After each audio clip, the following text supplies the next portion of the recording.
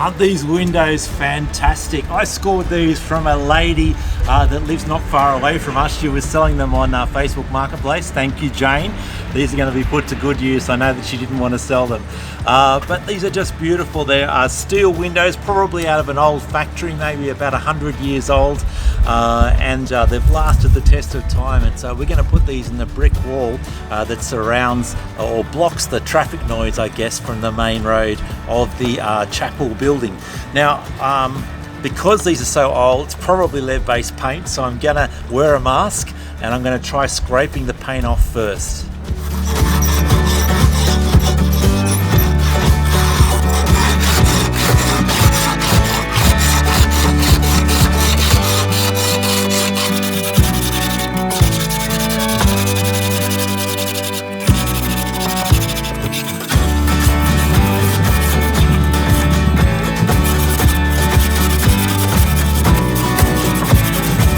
See how dirty the filters are in here, so you can see how much this has been protecting my lungs from all the dust, from the rust and everything.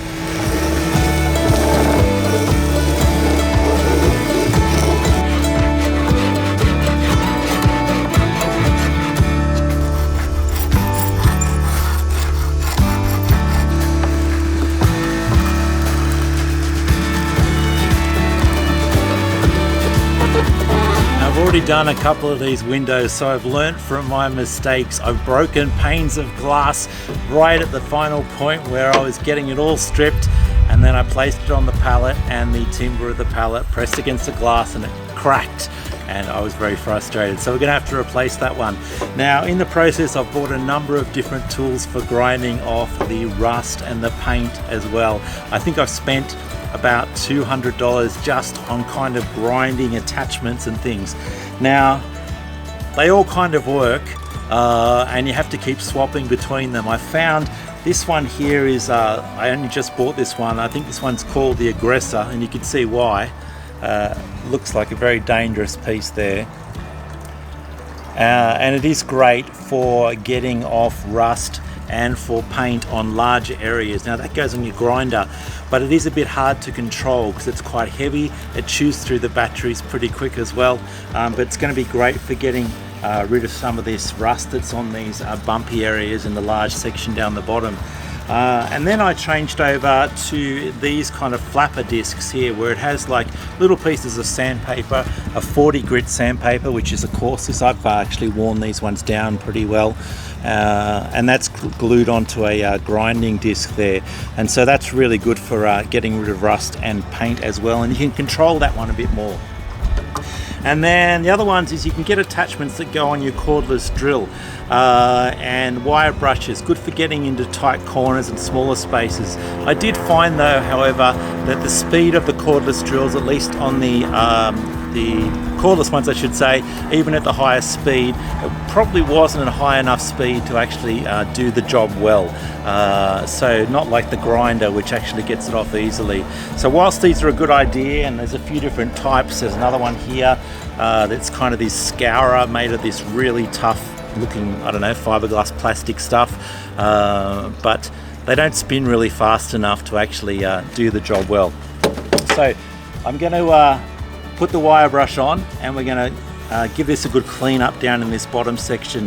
Now if we look at the condition of this panel, I'm trying to keep as much of it as I can in the original, but we can see we've got some significant rust down the bottom, and in some of the other windows there's actually big holes here.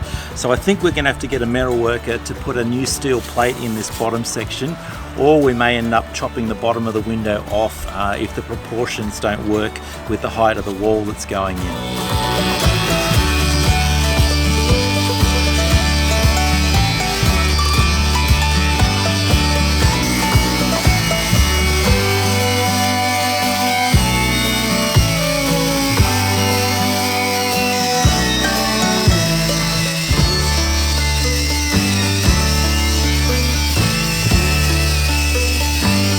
Now when you're changing grinding discs, you're going to need like a key here. I'm not sure if it's called a key, and I always tend to lose these, but I found that you can buy this adjustable one here that will suit all the different grinder types, and you just adjust the span of this by unscrewing it, and so you can see it goes out and in. and then you just tighten it up. So I think that's a great little invention. So we'll put that in, get it in the right spot. So lining up with those holes there, you can see the holes, and I've tightened this one up now. Now it's important that you press this button here, which actually locks the gears so that this won't turn around. So I'm going to press that, and then I'm going to turn this in an anti-clockwise direction. And straight away I can feel that it's got loose, so now I can take it off with my fingers. And then we're going to swap over to this one. Now there's a screw thread on here on the grinder, and that's what this is designed for here. So we're going to be screwing that on. So first of all, I'll screw it on by hand. Make sure you don't cross thread it. Then press the button so that you are locking this part. So we've tightened it, and now I'm going to use multi-grips. I should be using a pair of shifting spanners, but unfortunately my shifters were slightly too thick to fit in that gap there, and so I'm making do with the multi-grips. So I've got to press the button again to lock the motor so it doesn't keep spinning, and I'm just going to tighten that like I can. So that's ready to go now. So we're going to do some grinding with this. We definitely need to be wearing eyeglasses for eye protection.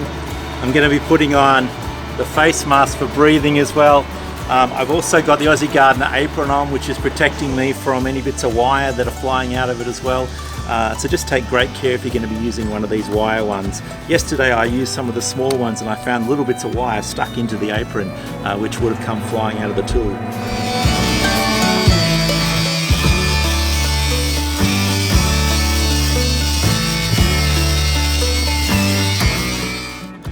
Now I'm trying to retain as much of the original glass as I can, because I love that look of old glass where it's not totally clear.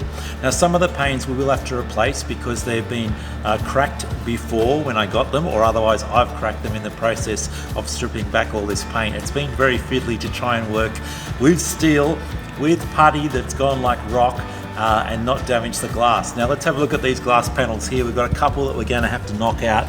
You can see this one here is well and truly cracked, and unfortunately it's one of our curved ones, which are going to be harder for us to cut the glass for, so we may need to get some expert help on that one. So I'm going to start with this one here. It's also got a crack in it. I'm going to use a hammer, and I've got the cardboard over the top. Just going to put some goggles on. And also I could wear a breathing mask, but I'm just going to hold my breath so I don't breathe any glass dust.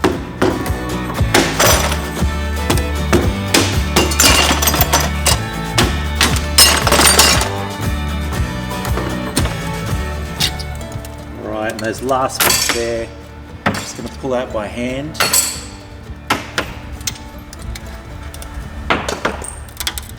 That's still tight.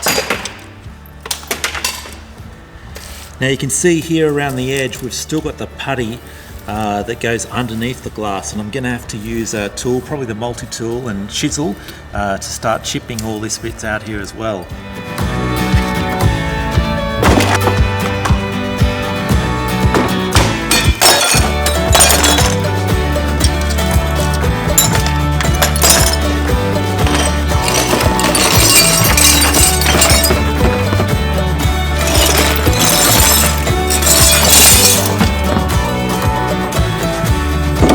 Now I bought a set of cheap chisels from the Big Green Shed because I knew that they're going to get wrecked when I'm starting to chisel out some of the putty here. But then I also bought a chisel sharpener so I can sharpen these at the start of each day again.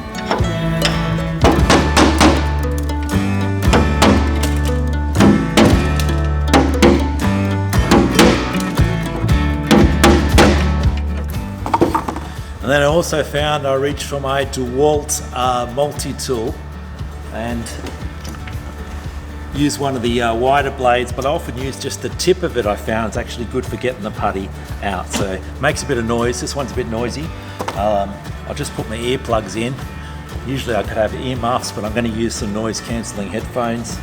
Found that works well, and you can listen to music at the same time.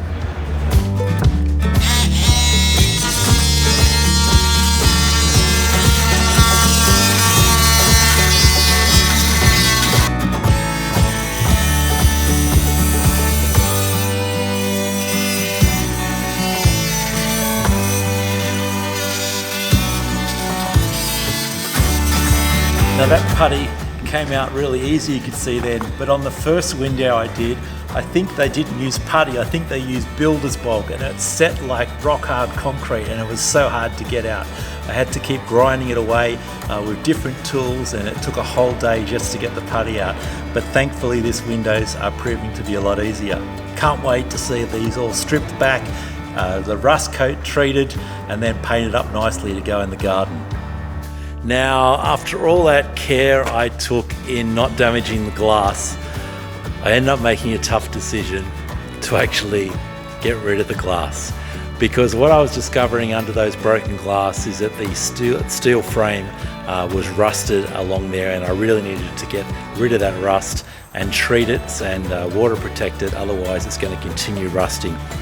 And I figured that these were made about 100 years ago, and someone took a lot of pride in getting it right all those years ago, and I want to make sure that we restore it to be in top condition to last another 100 years. So, a bit like ripping a band-aid off, had to make the decision, get the hammer out and just smash through the rest of that glass, clean out the grout.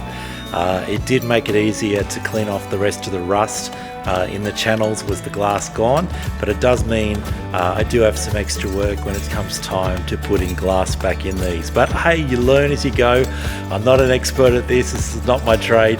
I'm just giving it a go, and you do make mistakes along the way. And if there's anybody watching you who was saying you should have removed the glass, well, you were right, and I was wrong. So well done on that one. Hindsight's a wonderful thing. All right, I'm going to get back to it and take out these last glass panels. It seems such a shame, but we'll replace them with some new glass and some new putty, and we'll do it properly.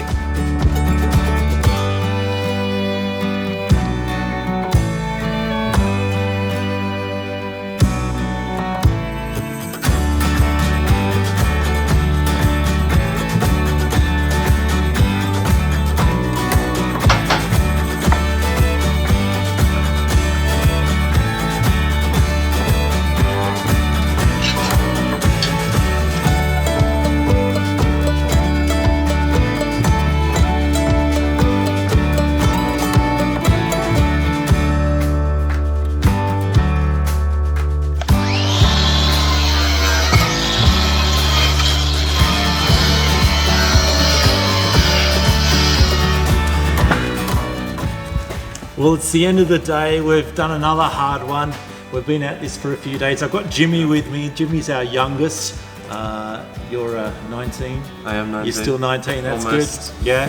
So he's been on the tools. What have you been up to, mate? I've been doing lots of sanding. I've been sanding down these nice cedar wood what are they called? Well, ladders. They're called ladders? They're painters' ladders. Yeah, they're painters' ladders. Yeah, that's it. So we're going to use those to create benches to display the products on. We picked up some timber, we'll show that in another video. So you've been sanding that. So if anybody gets their orders at the moment from Aussie Gardener and notice some sawdust in your box, it's from Jimmy, because there is a bit of sawdust in My there. apologies. Yeah. But it's the end of the day. We'll be back at it again tomorrow. Lots more hard work to do, and thanks for watching.